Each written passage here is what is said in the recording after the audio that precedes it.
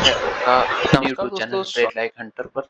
और इस वीडियो में हम जानेंगे क्या हमें स्कैल्पिंग करना चाहिए, क्योंकि बहुत ज़्यादा वीडियो यूट्यूब पर देख रहे होगे आप कि स्कैल्पिंग में इतना लॉस, प्रॉफिट में होने के बाद लॉस में हैं लोग।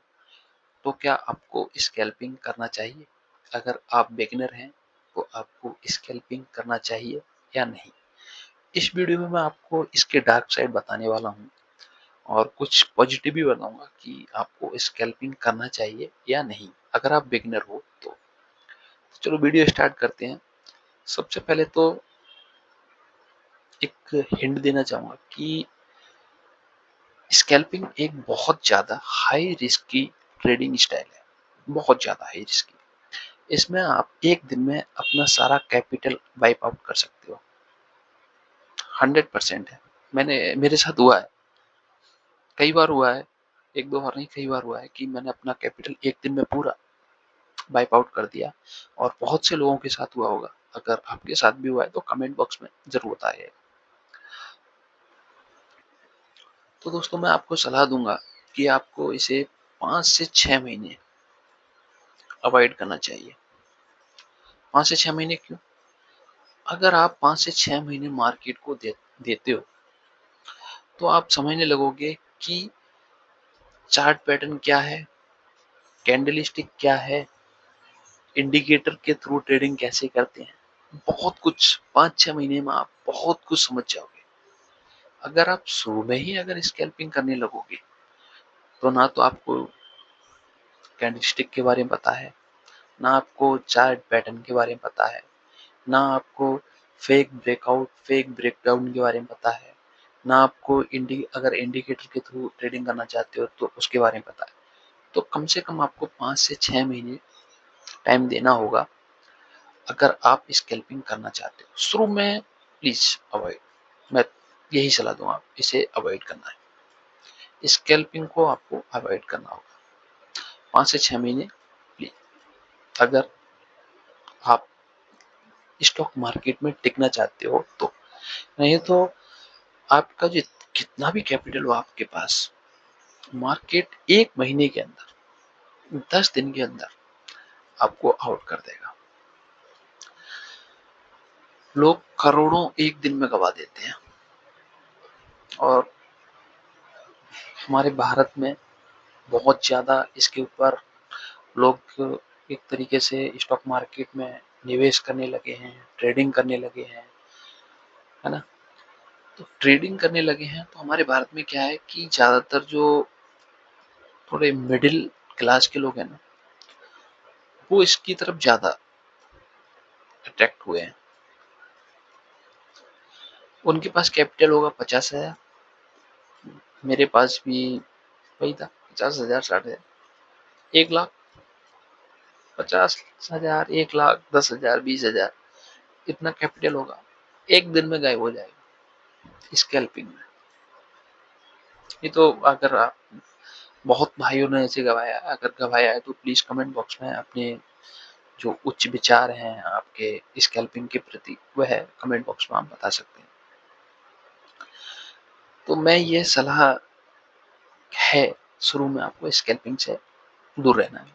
हाँ, अगर आप 5 से 6 महीने हो चुके हैं और आप स्कैल्पिंग करना चाहते हो तो उसके डार्क साइड बताता हूँ। देखो,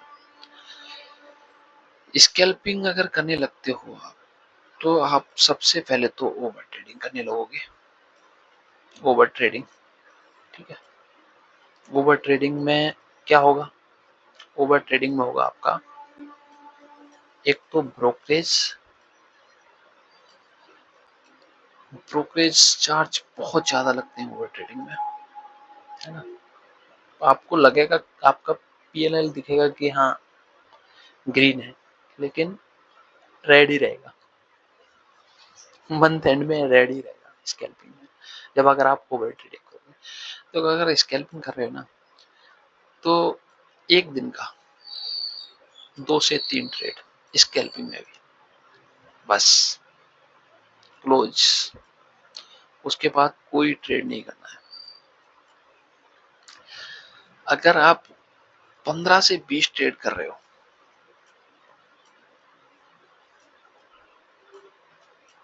आप कितना भी प्रॉफिट बनाए ना, आप मंथ एंड में लॉस में रहोगे। क्यों रहोगे? क्योंकि आपका 1 से 2 दिन ऐसा आएगा, 1 से 2 दिन जिसमें आप बड़ा लॉस लोगे। 100%, 100% आप बड़ा लॉस लोगे। मेरे साथ बहुत बार हुआ है, बहुत बार हुआ है, इसलिए बता रहा हूँ। मंथ एंड में हम लॉस में ही रहते हैं, उसका रीजन है ओवर ट्रेडिंग।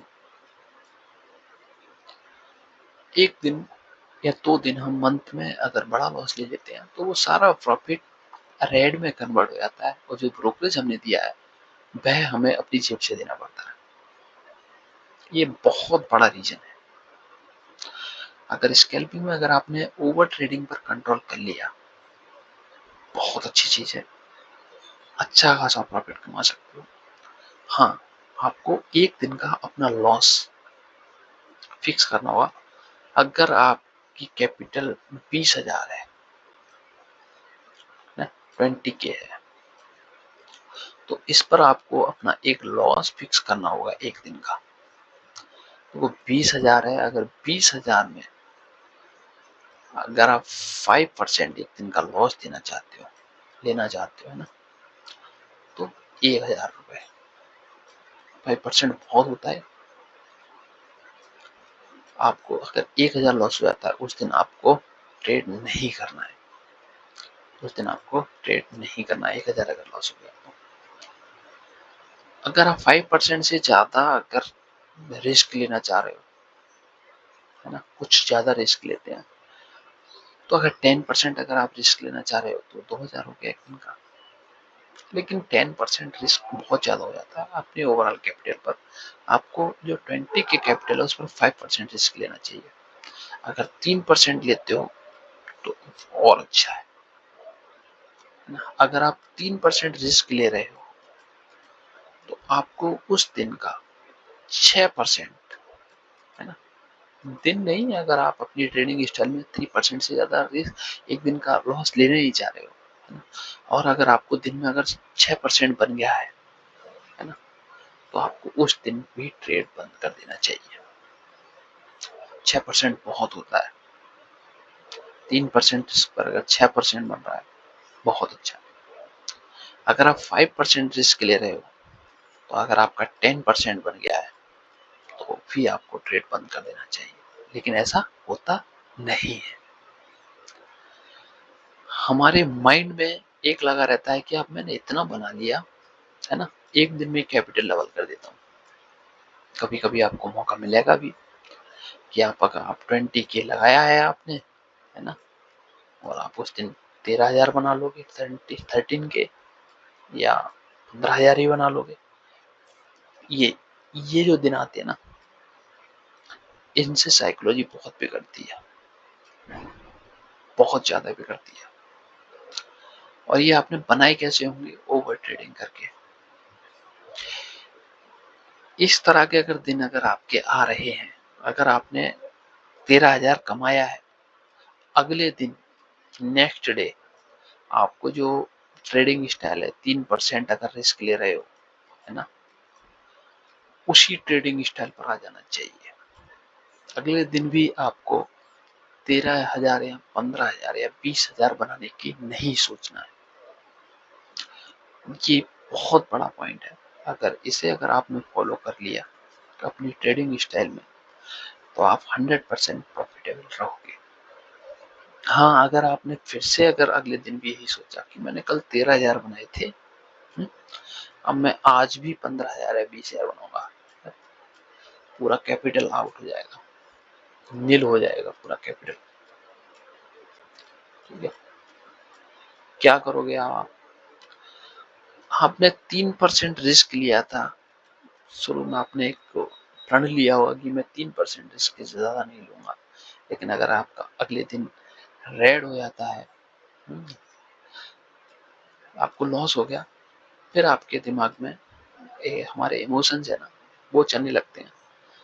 फिर हम सोचते हैं एक बार ये लॉस है, ये रिकवर हो जाए, है ना, तो मैं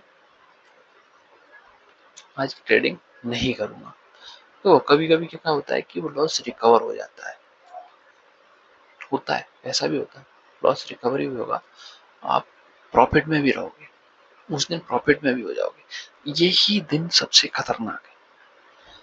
एक मैंने बताया कि ये आपने जैसे 13 के या 15 के बना लिया 20,000 पर, ये भी खतरनाक है अगले दिन के लिए। और सबसे खतरनाक है जिस दिन आपने लॉस किया है ना, उस लॉस को अगर आपने पॉजिटिव ले गया है ना, वो सबसे ज्यादा खतरनाक है। उस लॉस को अगर आपने ग्रीन में कर लिया तो वह दिन उससे भी ज्यादा खतरनाक है। अब क्या होगा, आपका जो माइंड है ना, वह बहुत एक तरीके से इमोशंस में आ जाएगा। आप एक केवल आपको दिखेगा कि मेरा रेड पीएनएल नहीं रहना चाहिए, मुझे ग्रीन ही रखना है लॉस के बाद।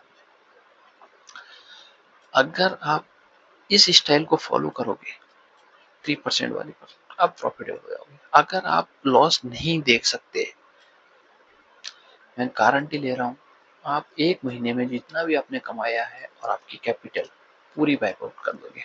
क्या होगा फिर, आपका नेक्स्ट डे फिर से लॉस होगा। फॉर एग्जाम्पल बोल रहा हूँ, नेक्स्ट डे आपका फिर से लॉस हो गया। अब आपके दिमाग में क्या चलेगा, 1,000 लॉस हो गया, कल तो मैंने इसे ग्रीन में कर लिया था, आज भी कोशिश करते हैं तो इसे ग्रीन हो जाए। अब इस दिन क्या हुआ कि आपका 1,000 की जगह 2,000 लॉस हो गया। ठीक है, आपका 2,000 लॉस हो गया।